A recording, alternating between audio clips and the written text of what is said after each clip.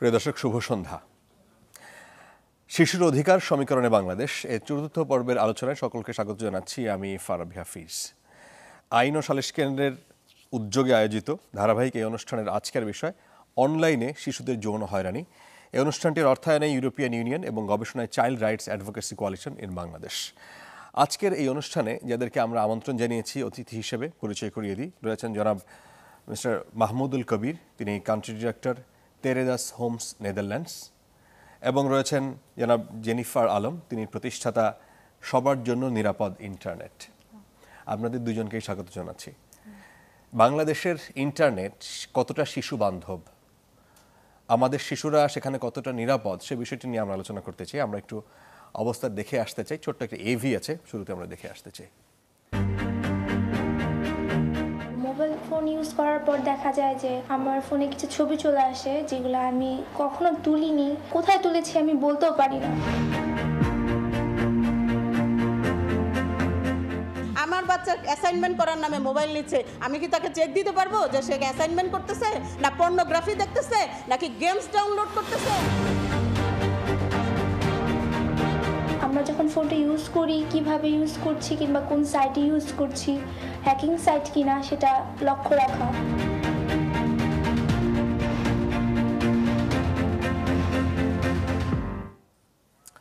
আমাদের শিশুরা আসলে কতটা নিরাপদ এই সাইবার জগতে? আমাদের শিশুদের মানসিকতা কিংবা তাদের বয়স অনুযায়ী কতটা সামঞ্জস্যপূর্ণভাবে তারা অ্যাক্সেস পাচ্ছে কিংবা তারা ব্যবহার করতে সুযোগ পাচ্ছে, সেই বিষয়টি নিয়ে আলোচনা করতে চাই। আমি আলোচনা শুরু করতে চাই জনাব মাহমুদুল কবির, আপনাকে দিয়ে। আমি একটু বাস্তবতাটা বুঝতে চাই, আমাদের দেশের প্রেক্ষাপটটা বা পরিস্থিতিটা বুঝতে চাই। একই সাথে আমাদের দেশের শিশুরা অনলাইনে কী ধরনের যৌন হয়রানির শিকার হচ্ছে বলে আপনার মনে হয়, এবং এই যৌন হয়রানির মাত্রা আসলে কতটা তীব্র? ধন্যবাদ আপনাকে। যৌন হয়রানির মাত্রা, এটা একটা ভয়াবহ চিত্র আছে আমাদের, কিন্তু এটার আপনি যদি রিপোর্টিংয়ের জায়গায় আসি, এটা খুবই ভেরি স্মল। তো এটার এই যৌন হয়রানির পাশাপাশি আমি সবচেয়ে আগে আপনাদের একটা কিছু তথ্য শেয়ার করতে চাই। সেটা হচ্ছে যে আমাদের দেশে টোটাল পপুলেশনের মধ্যে 60 মিলিয়ন চিলড্রেন বিলো 18 60 মিলিয়ন। তার মধ্যে স্কুল গোয়িং আছে আপনার 38 মিলিয়ন, মানে 5 থেকে যদি আপনি 17 পর্যন্ত ধরেন। এইটা একটা ঝুঁকিপূর্ণ এইজ গ্রুপ। আর একটা ইয়াং পিপলদের কথা যদি বলি, যে 15 থেকে 29, এরা প্রায় 5.5 কোটির মতো আছে। তো এই entire population, they are very much at risk.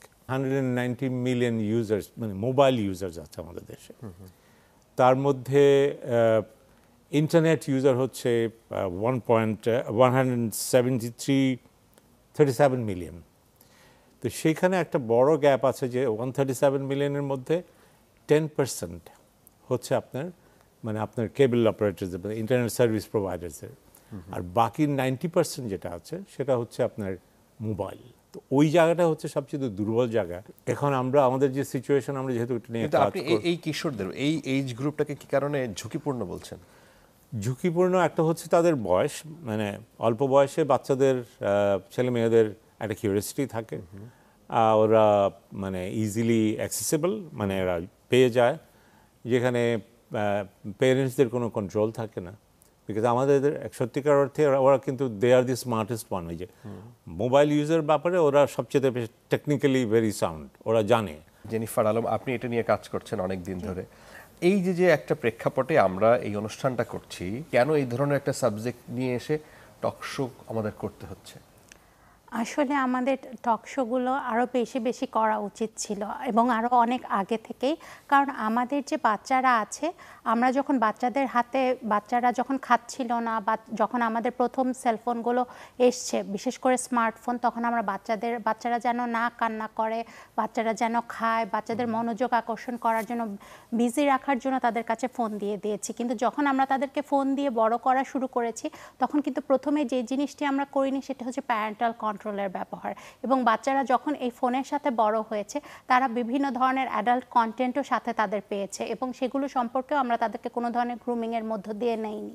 এবং এই গ্রুমিংয়ের মধ্য দিয়ে যখন আমরা নেইনি, তারা যখন যত বড় হয়েছে তত তাদের মধ্যে কিউরিওসিটি বিল্ড আপ করেছে, তাদের বন্ধু বান্ধব যেই বন্ধুরা যারা আছে তাদের মধ্যেও বিল্ড আপ করেছে এবং তারা নিজেরাই বিভিন্ন ধরনের সারফেস ওয়ার্ল্ডে অনেক কিছু খুঁজে বেরিয়েছে এবং এই সকল লিঙ্ক ওরা ক্লিক করে অনেক কিছু দেখেছে যেগুলো তারা তার প্যারেন্টসদের সাথে শেয়ার করতে পারেনি। অনেকে ভয় পেয়েছে, অনেকে কিউরিয়াস হয়েছে এবং যারা ভয় পেয়েছে তারা অনেকে অনেক সময় অনেক ধরনের ট্রমায়ও চলে গিয়েছে যে আমি কি দেখেছি। এবং ওরা যত বড় হয়েছে ওরা বিভিন্ন সাইটে ভিজিট করেছে, বিভিন্ন ধরনের এই কন্টেন্টগুলো দেখেছে এবং যখন আমরা এটার জন্য ওদেরকে পর্যাপ্ত পরিমাণ গ্রুমিংয়ের ব্যবস্থা না করার কারণে একটা সময় গিয়ে এটা এক ধরনের ক্রাইমের দিকে চলে গিয়েছে। তারা নিজেরাও ক্রাইমের শিকার হয়েছে এবং সবচাইতে বড় কথা এটা ওয়ার্ল্ড ওয়াইড একটা সমস্যা যে বাচ্চারা বিভিন্ন ধরনের অনলাইনে বিভিন্ন ধরনের শোষণের শিকার হচ্ছে এবং সেটা সবচাইতে কমন যেই প্রবণতাটা আছে সেটি হচ্ছে এক ধরনের বিভিন্ন ধরনের বুলিং, বিভিন্ন ধরনের সংবেদনশীল ছবি ভিডিওর আদান প্রদান এবং এক ধরনের পারপেট্রেটরই আছেন যারা হচ্ছে টার্গেট করে আমাদের বাচ্চাদেরকেই টার্গেট করে এবং তাদেরকেই কোনো না কোনোভাবে ভিক্টিমাইজ করে এবং আলটিমেটলি তাদেরকে ব্ল্যাকমেইল করে এবং একটা সময় এমনও হয় যে আমাদের বাচ্চারা নিজেদেরকে শেষ করে দেওয়ার মতন হচ্ছে সিদ্ধান্তে চলে যায়। এবং আমাদের দেশে আমাদের আরেকটি যেই সমস্যা সেটি হচ্ছে আমরা আমাদের প্যারেন্টসকে বলতে চাই না। আমাদেরকে দেখা যায় যে বাচ্চারা ফোন করেন এবং বাচ্চারা বিভিন্ন আমাদের দেশে যেমন 999, 109 এবং বিভিন্ন সংস্থার কাছে বাচ্চারা যে প্রথম যে কথাটি বলেন সেটি হচ্ছে আমি বাসায় বলতে পারবো না, আমি এই ধরনের একটা বিপদের মধ্যে আছি, আমি বাসায় বলতে পারবো না। বিকজ আমার প্যারেন্টস আমাদের প্যারেন্টসরা আমরা যারা আছি তারা সেই জায়গাটা বাচ্চাদের কাছে তৈরি করতে পারি নাই যে হচ্ছে সে যখন বিপদে পড়বে, সে যখন অনলাইনে এই ধরনের শোষণের শিকার হবে, ব্ল্যাকমেইলের শিকার হবে, সে যখন ভিকটিম হবে সে এসে আমার কাছে সাপোর্ট চাবে। এবং আমি এই ফিল্ডটা তৈরি করতে না পারার কারণে এই সমস্যাটা এখন প্রকট আকারে এমন ধারণ করেছে যে আমাদের প্রতি 10 জনের ভিতরে দেখা যাচ্ছে 5 থেকে 6টা বাচ্চা বুলিংয়ের শিকার হচ্ছে, কেউ ব্ল্যাকমেইলের শিকার হচ্ছে, নানা হ্যারাসমেন্টের মধ্যে 5 থেকে 6 জন। জি এক্স্যাক্টলি।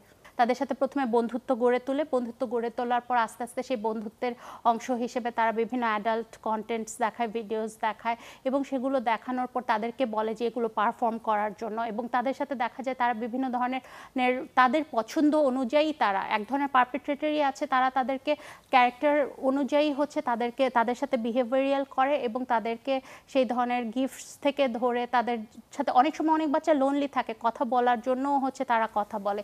সো তাদেরকে একসময় তাদের বন্ধুর জায়গাটি নিয়ে তারা হচ্ছে তাদেরকে নানা ধরনের হ্যারাসমেন্ট করে থাকে এবং তাদেরকে অনেক সময় ব্ল্যাকমেইলও করে থাকে। এমনও হয় যে বাচ্চাকে হচ্ছে যদি একটি ছবি সে দিয়েও ফেলে ভুলে বা একটি ভিডিও যদি সে শেয়ারও করে ফেলে ভুলে, বা এখন খুবই কমন যেই ট্রেন্ডটি আছে সেটি হচ্ছে ভিডিও কলিং সিস্টেম। সো দেখা যায় যে যদি ভিডিও কলে 10 সেকেন্ডের জন্য বাচ্চাটি চলে গেল ভুলে যে হ্যাঁ তোমার ক্যামেরাটা অন কর, বা সেই হয়তো ভিডিও কল দিল, তাকে হচ্ছে বললো যে তার অপর পাশ থেকে সে যেই কন্টেন্টটি দেখালো বা তার যেই সংবেদনশীল ছবিটা বা ভিডিওটা সে দেখালো সেটিকে ইউজ করে তাকে একসময় ব্ল্যাকমেইল করা শুরু করে এবং যেহেতু এখন এআই আছে, এআই দিয়ে নানা ধরনের ছবি তার তৈরি করে এবং তাকে ভয় দেখায় এবং যার কারণে হচ্ছে বাচ্চারা ভয় পেয়ে যায় এবং আলটিমেটলি তার সাথে অনেক সময় সহযোগিতা করে এবং পরবর্তীতে আরো বেশি ব্ল্যাকমেইলের শিকার হয়ে যায়। এবং অনেক বাবা মার ক্ষেত্রে এখন এমন হয়েছে যে তারা অসহায়তা প্রকাশ করছেন আমাদের কাছে এসে। জনাব মাহমুদুল কবির, আপনারা কি ধরনের অভিজ্ঞতার মধ্য দিয়ে যান? আমাদের বর্তমানে শিশুদের অনলাইনে যে যৌন হয়রানি প্রতিরোধে বিদ্যমান যেই সকল ব্যবস্থা আছে, এই সকল ব্যবস্থা এই ধরনের অনলাইনে যৌন হয়রানি নিরোধ করতে এটা কি আসলে পর্যাপ্ত? শিশুদের ব্যাপারে যেটা হয়েছে যে ঝুঁকি এত মারাত্মক, সেটাকে কন্ট্রোল করার জন্য আমি মনে করি যে পার্টিকুলারলি মোবাইল প্রাইভেট সেক্টরে যারা আছেন, যারা সার্ভিস প্রোভাইডার্স আছেন, তাদের একটা ইম্পর্টেন্ট রোল আছে। কারণ তারা যদি কোনো আপনার সাইবার সিকিউরিটি অ্যাক্ট যেটাতে আছে সেখানেও কিন্তু চিলড্রেনদের সেফটির কথা বলা আছে, কিন্তু মূলত যেটা হয় সেখানে মনিটরিংয়ের কোড অফ কন্ডাক্ট বা মনিটরিংয়ের জায়গাটা খুবই দুর্বল। আর যেসব ছেলেমেয়েরা আপনার ভিকটিম হয় সেখানে ওরা কিন্তু দে ডোন্ট ডিসক্লোজ, কারণ কোথাও যাবে অনলাইনের কতগুলো হটলাইন আছে, হেল্পলাইন আছে, বেশিরভাগ পেরেন্টসরাও জানেন না এবং বাচ্চারাও জানে না যে ওদের প্রবলেম হলে কোথায় যেতে হবে। আর সত্যিকার অর্থে মানে আমাদের দেশে মানে শিশুদের অধিকারের জন্য আমরা ইউএনসিআরসি রেটিফাই করেছি। আমাদের শিশু আইন 2013 আছে, ওর মধ্যে এইসব বাচ্চাদের যে এই অনলাইনে যদি কোনো বাচ্চা অ্যাবিউজ হয় বা ভিকটিম হয় কোথায় যাবে, এটার কিন্তু অনেক জায়গাতে আমি ঢাকার কথা ছেড়ে আমি যদি ডিস্ট্রিক্ট লেভেলে বা উপজেলা লেভেলে বলি, ওখানে কিন্তু আমাদের চিলড্রেন অ্যাক্ট অনুযায়ী চাইল্ড অ্যাফেয়ার্স পুলিশ অফিসার্স আছে, ওরা কিন্তু দে are suppose to give services. কিন্তু আমাদের যেই নাম্বার অফ ল এনফোর্সমেন্ট এজেন্সির যারা আছেন তারা কিন্তু তাদের সংখ্যা, যেখানে আমরা কাজ করছি সেখানে কিন্তু তাদেরকে অ্যাক্টিভেট করছি, সেখানে যাচ্ছে। কিন্তু বাংলাদেশের ওভারঅল চিত্র খুবই খারাপ, কারণ এত রকমের ক্রাইমস, এত রকমের কমপ্লেইনস আছে যে এইটা একটা হলো যে রিপোর্টিং কম থাকে, আরেকটা হলো যে এইটার অ্যাটেনশনটা, ওদেরও তো ট্রেনিং দরকার। এটা ছাড়া আপনার আরও যেটা আছে যে অনেকগুলো আইন আছে, women and children repression act আছে, আপনার হিউম্যান ট্রাফিকিং অ্যাক্ট আছে। কারণ এইটা কিন্তু অনলাইনের মাধ্যমে কিন্তু আপনার ট্রাফিকাররাও সেটার সুযোগ নিচ্ছে, তারপর আমাদের কমার্শিয়াল সেক্সুয়াল এক্সপ্লয়টেশন যারা করে তারা এটার সুযোগ নিচ্ছে এইটার, তারপর ক্রস বর্ডার ট্রাফিকিং যেটা হয় within the country, outside the country. শিশু যৌন হয়রানি নিরোধে বিভিন্ন রকমের অংশীজন আছে, আইএসপি আছে, তারপরে টেলিফোন অপারেটর কোম্পানিগুলো আছে, আর সরকারের শিশু বিষয়ক মন্ত্রণালয় আছে। তাদের কাছ থেকে এটা প্রতিনিয়ত এর ধরনটা আলাদা আলাদা দেখতে পাচ্ছি, আমরা নতুন নতুন কিছু দেখতে পাচ্ছি। স্যার যেভাবে বলছিলেন যে বাবা মার ক্ষেত্রে ওরকম ফ্রেন্ডলি না, তো এরকম কী ধরনের সংকটের মধ্য দিয়ে আমরা বাংলাদেশের এই সোসাইটি এখনকার সময় আমরা যাচ্ছি? আমরা আসলে যাচ্ছি যেই সবচেয়ে বড় সমস্যাটি সেটি হচ্ছে আমাদের বাচ্চারা যখন এই ধরনের সমস্যার শিকার হচ্ছে তারা রিপোর্টটা কার কাছে করবে। প্রথমে প্যারেন্টসের কাছে করতে তারা ভয় পাচ্ছে, দ্বিতীয়ত আমাদের কোনো ডেডিকেটেড অর্গানাইজেশন কার কাছে করবে সে বিষয়ে তাদের সেরকম ধারণা থাকে না। সো যার কারণে ওরা বলতে পারে না যে আমি কার কাছে যাব। অনেক ক্ষেত্রে তারা নিজের বন্ধুদেরকেও বলতে পারে না, কিছু কিছু ক্ষেত্রে তারা বন্ধুদেরকে বলে।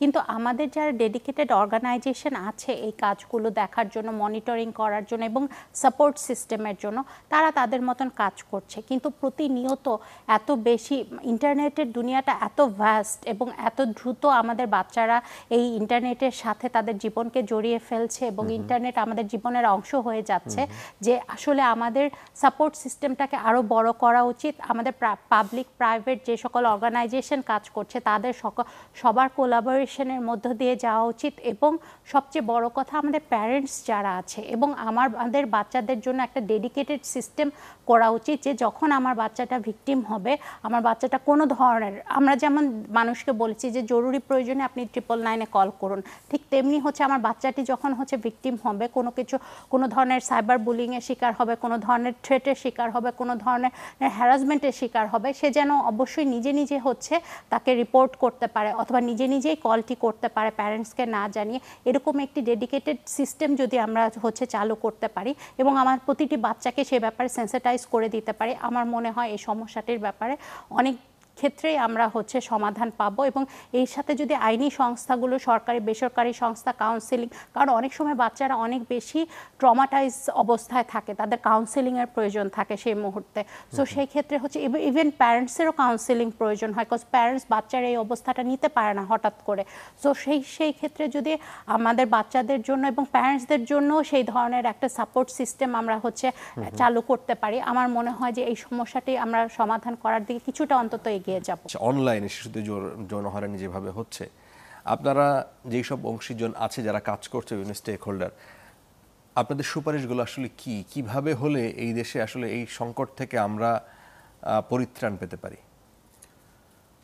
এটার একটা বড় প্রচার সাংঘাতিকভাবে দরকার। এটা শুধু একা গভর্নমেন্ট বা কোনো যারা আইন প্রয়োগকারী সংস্থা তাদের দিকে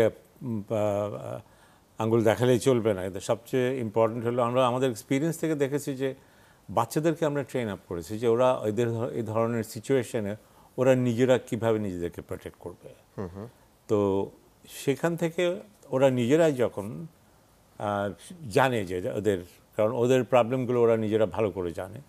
এরা আবার অন্য বাচ্চাদেরকে যখন এই প্রশিক্ষণটা দেয় বা ওদেরকে জানায় যে এই ঝুঁকির জায়গাগুলো, এটা খুব ভেরি এফেক্টিভ, কারণ পিয়ার টু পিয়ার এটা খুব কাজ দেয়। আরেকটা হচ্ছে যে প্যারেন্টাল অ্যাপস আছে, কিন্তু সেটা কিন্তু আমাদের প্যারেন্টসরা কিন্তু আপনার মানে আইটি অনেক ক্ষেত্রেই দেখা যায় যে আমাদের কোনো প্রবলেম হলে আমাদের বাচ্চাদের কাছ থেকে আমরা সাহায্য চাই। তো পেরেন্টসদেরকে এই জিনিসটা খুব করে জানাতে হবে যে আপনার বাচ্চা সারা রাত জেগে থাকে, আপনার ইন্টারনেটে অনলাইনে থাকে, আপনার তো দেখা উচিত, কারণ একটা কতগুলো অ্যাপস আছে আপনি বলেছেন প্যারেন্টাল অ্যাপস, এটা যদি খুব ব্যাপক আকারে, কারণ ওদেরকে আপনি you can't stop them using online, সুতরাং ওইটা যদি থাকে এটা কিন্তু খুব ভালোভাবে এদেরকে মনিটর করা যায়। এটা হচ্ছে আর সোসাইটিতে অন্যান্য স্টেক হোল্ডার্স যারা আছেন, টিচার্স আরেকটা বড় ভূমিকা রাখতে পারে। আরও দেখেছি যে টিচাররাও তাদেরকে যদি ট্রেনিং দেওয়া হয়। আর এছাড়া যেটা হয় সেটা হচ্ছে যে আপনার যারা অল স্টেক হোল্ডার্স, যারা শিশুদের অধিকার নিশ্চিত করার জন্য যাদের দায়িত্ব আছেন, তাদেরও কিন্তু সেই সম্পর্কে প্রশিক্ষণ দেওয়া উচিত, এবং কারণ প্রত্যেকেরই তাদের নিজেরও ছেলে মেয়েরা আছে, তাই না?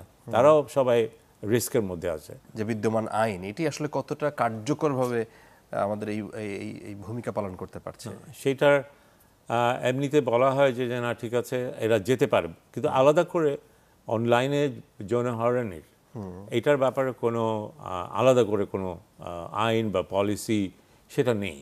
তো সেটা অ্যাকচুয়ালি একটা ইম্পর্টেন্ট জিনিস, কারণ এটাকে মানে অত্যন্ত গুরুত্ব সহকারে দেখা উচিত সবাইকে, কারণ আলটিমেটলি আমাদের চিলড্রেনদের প্রোটেকশনের জন্য এটা খুবই জরুরি। আর এইখানে আরেকটা জিনিস হলো যে অন্যান্য দেশে যেটা হয়, প্রাইভেট সেক্টরকে রেসপন্সিবল করা, যে because they are doing business, তাদের তো কোড অফ কন্ডাক্ট যেটা আছে, ওরা এত ইজিলি অ্যাক্সেস না দিয়ে, যেখানে যখন একটা মোবাইল সিম কার্ড কিনতে যায় সেখানে তারপর তাদের যে কোড অফ কন্ডাক্ট যেগুলো আছে সেগুলো যদি বিটিআরসি থেকেও যদি মনিটর করা হয়, আর তাহলে আর কি এটার আপনার প্রচারটা মিডিয়া, আপনি যেটা বলছেন মিডিয়া একটা বড় জায়গা যেখানে সমস্ত, এখানে কিন্তু আপনার সব ধরনের ইকোনমিক ব্যাকগ্রাউন্ড, আপনি যে ইনকাম গ্রুপেরই হোক, আপনি ভাববেন না যে হায়ার ইনকাম গ্রুপের ছেলেমেয়েরা ঝুঁকিতে নাই, কারণ ওরা অনেক কিছু জানে, সব লেভেল থেকে আপনার ছেলেমেয়েরা ঝুঁকিতে থাকে। আচ্ছা, ধন্যবাদ। আমরা যেহেতু বর্তমানে টেকনোলজি নির্ভর হয়ে গেছি সবাই, স্পেশালি প্রত্যেক প্যারেন্টসের কথা বলবো, সবাই মোটামুটি যারা ইকোনমিক্যালি সলভেন্ট তাদের ক্ষেত্রে বলি, যারা সলভেন্ট না তারাও কাইন্ড অফ টেকনোলজি নির্ভর হয়ে গেছে, গ্রামে যারা বসবাস করে প্রান্তিক মানুষজন তারাও। তো সেই ক্ষেত্রে শিশুরা গ্রাম পর্যায়ে দেখি তারাও অনেক বেশি সাউন্ড এই দিকটায়, সেই জায়গায় কোন জায়গাটায় বেশি নজর দেওয়া উচিত বাবা মাকে বিশেষ করে বলবেন?